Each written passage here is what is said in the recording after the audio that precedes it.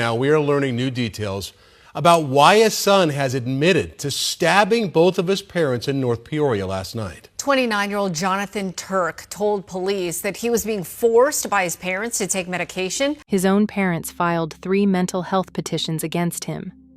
3 in 1 year alone. Let me tell you something. That is not a family that ignored what was happening. That is not a family that looked the other way.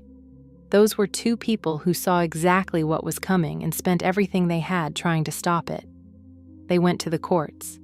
They went to the system. They asked for help over and over again, and the system kept sending him back home.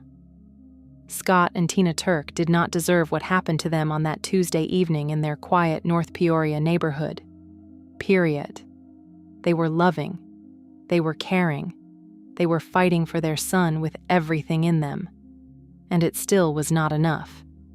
This is their story. In every home, behind every closed door, there's a story waiting to be uncovered.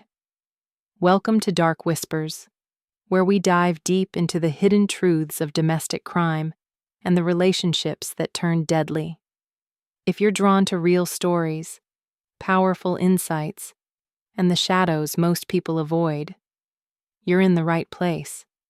Subscribe now and step into the whispers they never wanted you to hear. Picture one of those neighborhoods where everyone knows everyone. Clean streets, nice homes, the kind of block where people actually wave at each other when they drive past. That was the Turks' neighborhood in North Peoria, Arizona, and Scott and Tina fit right into it. They had been married for over 30 years. 30 years. They originally came from New York and made the move out to Arizona about 15 years before any of this happened. And from the moment they arrived, they became exactly the kind of neighbors people talk about when they talk about good people. Warm, open, always inviting someone over. Girl, their Halloween celebrations were legendary on that street. Every year, right there in their front driveway. Decorations, candy, the whole thing. Neighbors looked forward to it. That was Scott and Tina. That was who they were. They also had 2 children, a son named Jonathan, and a daughter who was away at college here in Arizona when everything fell apart. Now, Jonathan was 29 years old, and for a long time, his parents had known that something was deeply wrong. He struggled with severe mental health problems, the kind that do not go away on their own. The kind that require medication, structure, professional support, and his parents, being the people they were, did not abandon him. They did not put him out and move on with their lives. They stayed. They tried, over and over and over again. Neighbors who watched all of this unfold from a distance said it plainly. They tried and tried to help their son. But trying and succeeding are 2 very different things. And Jonathan was an adult. That one detail, that he was legally an adult, would become the wall that his parents kept running into every single time they reached out for help. Let's talk about what the Turks were actually dealing with day to day, because it matters. Jonathan did not engage with the neighborhood the way his parents did. Where Scott and Tina were warm and welcoming, Jonathan kept to himself. Neighbors would see him walking around the block with his headphones on, and when they tried to wave, tried to be friendly, tried to be cordial, he would meet them with glares. Not indifference. Glares. And the people around him noticed. They knew, even with limited interaction, that something was not right. Now here is where it gets heavier. Back in May of 2023, Peoria police actually put out a missing persons flyer for Jonathan on social media. And in that flyer, they noted that he was on several medications because of medical conditions. He was eventually found unharmed a few days later. But think about what that moment represents. This was not the first time his family had been through something alarming with him. This had been building for a while. Make it make sense. And his parents were not sitting still. They were actively going to the courts and filing mental health petitions, legal requests asking the system to step in and get Jonathan evaluated and treated. Now, in the year that they were killed alone, they had already filed 3 of those petitions. 3 times in 1 year they raised their hands and said, "Our son needs help, and we cannot do this alone." Here is the painful part. Because Jonathan was an adult, those petitions faced a high legal bar. Medical records are confidential. The outcomes of those petitions were not public. Defense attorneys who later reviewed the case noted that it was not even clear what came of those filings. The system received the requests, and Jonathan kept coming home. One legal expert said it directly. The fact that his own parents were filing these petitions told him that they believed there was some type of danger, either to themselves or possibly to Jonathan himself, and that he needed immediate medical help. These were not parents overreacting. These were parents who were scared, and who had every reason to be. Anyways, by the time that Tuesday evening arrived, the situation in that home had reached a point that none of those neighbors, none of those court filings, and none of those petitions had been able to pull it back from. It was a Tuesday evening, around 6:30. The neighborhood was quiet, the way it always was. Nothing about that street looked different from any other evening. And then Jonathan Turk picked up a phone and called 911 himself.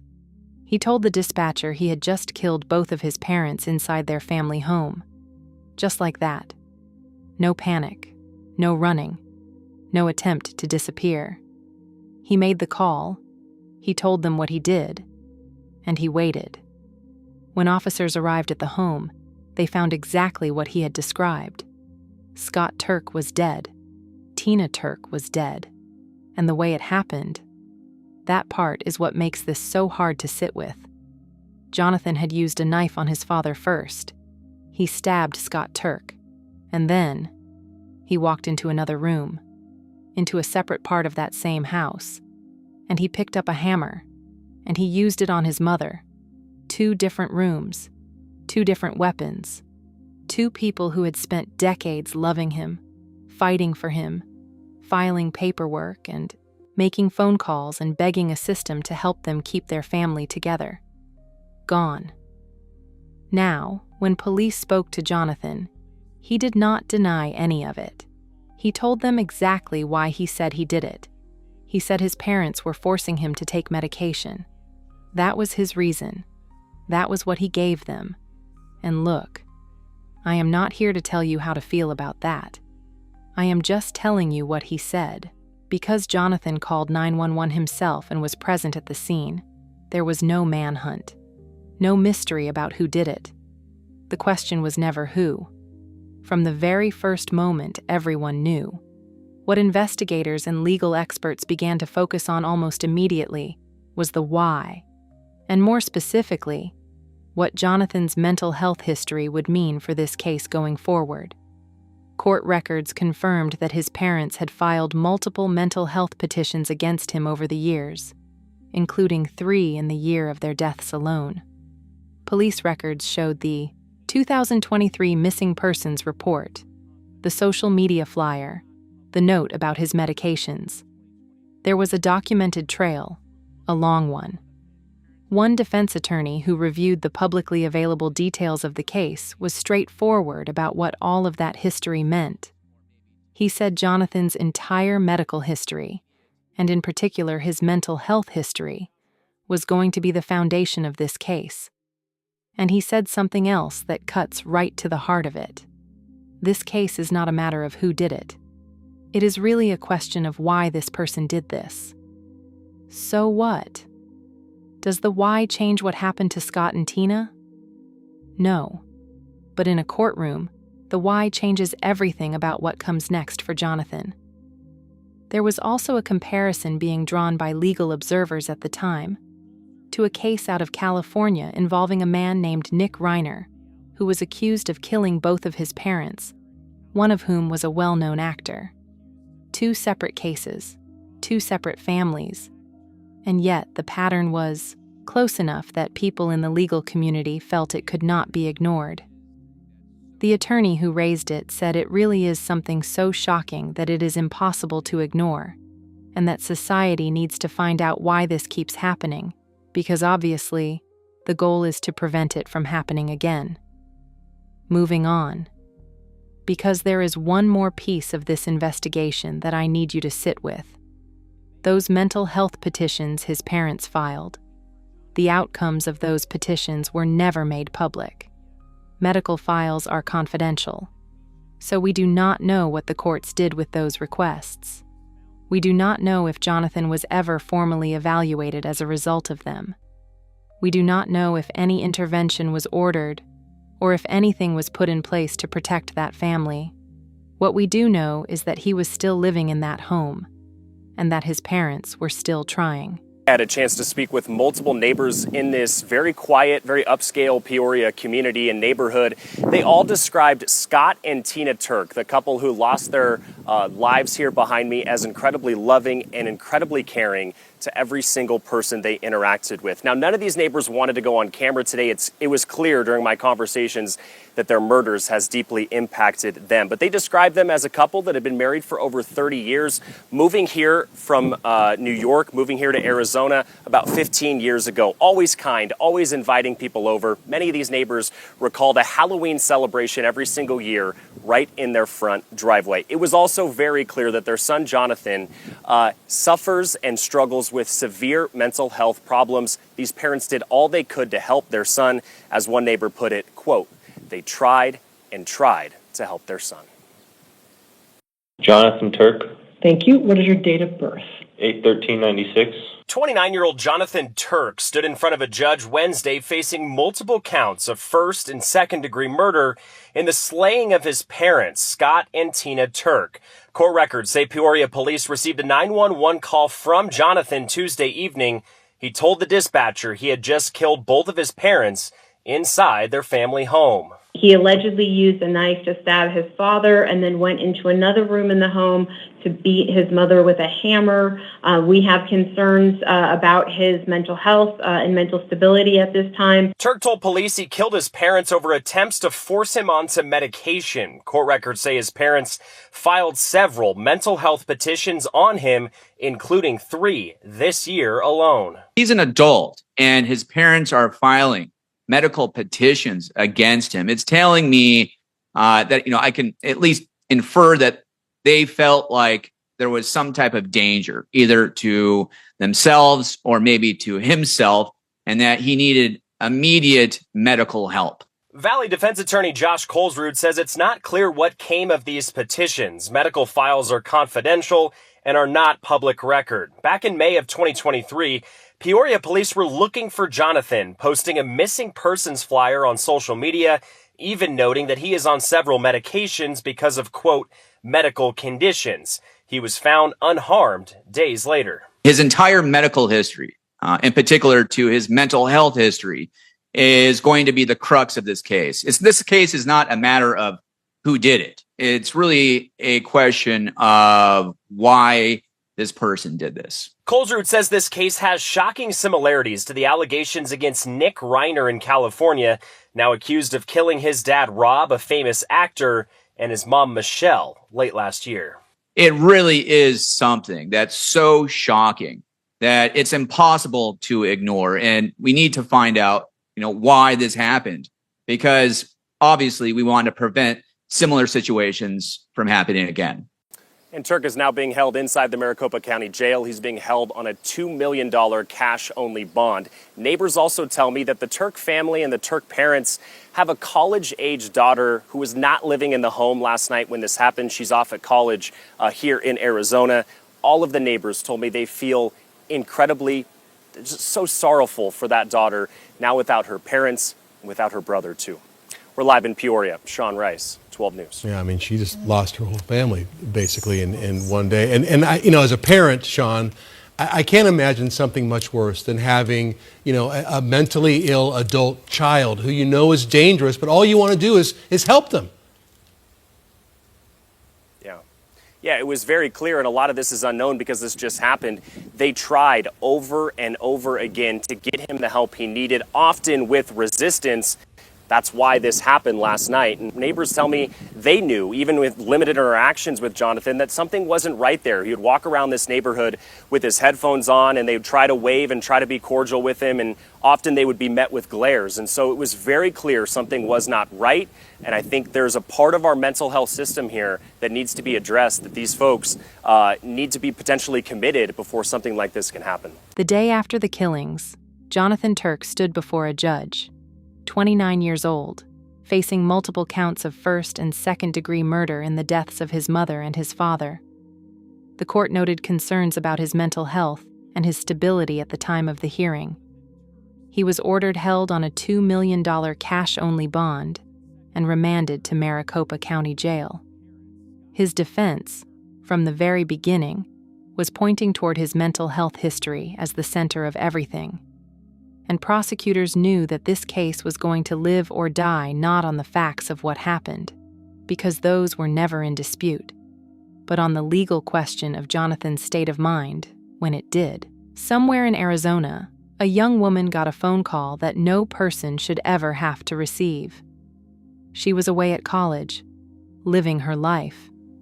And in one single Tuesday evening, her entire immediate family collapsed. Her mother was gone, her father was gone, and her brother, the brother her parents had spent years fighting to save, was sitting in a jail cell facing murder charges. Her whole world. One night, neighbors on that street, the same ones who described Scott and Tina as warm and loving and full of life, spoke about that daughter with such heaviness. They felt incredibly sorrowful for her. And honestly, that is the only word for it. Sorrowful.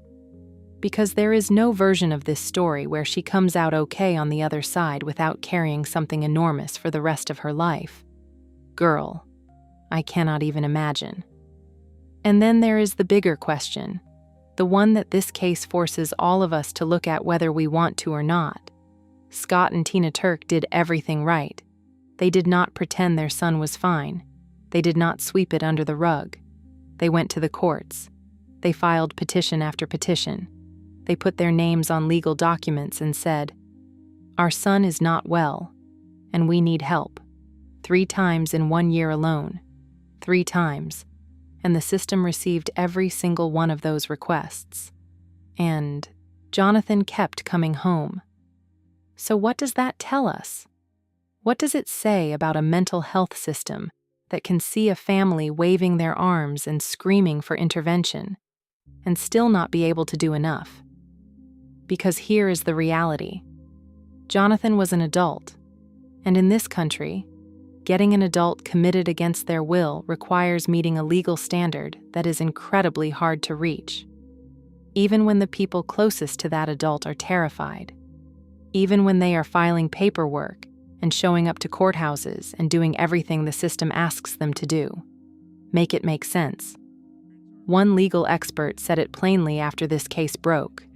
There is a part of the mental health system that needs to be addressed, that people in Jonathan's condition need to potentially be committed before something like this can happen. Before, not after. Because after is too late for Scott and Tina. This case is not just about one family in one neighborhood in North Peoria. It is about every family quietly going through something similar right now. Every parent lying awake at night, scared of their own child, loving them anyway, not knowing what to do next. Every sibling watching it happen and not knowing how to help. Every neighbor who senses something is wrong but does not know where to turn. Let me tell you something. That daughter deserved to grow up and grow old with her parents. Scott and Tina deserved to see her graduate, to celebrate holidays, to keep throwing those Halloween parties in their driveway for the rest of their lives. They tried. They really, truly tried. If you or someone you know is struggling with a family member's mental health crisis, and you do not know where to turn, The 988 Suicide and Crisis Lifeline is available 24 hours a day. You can call or text 988. You do not have to navigate this alone.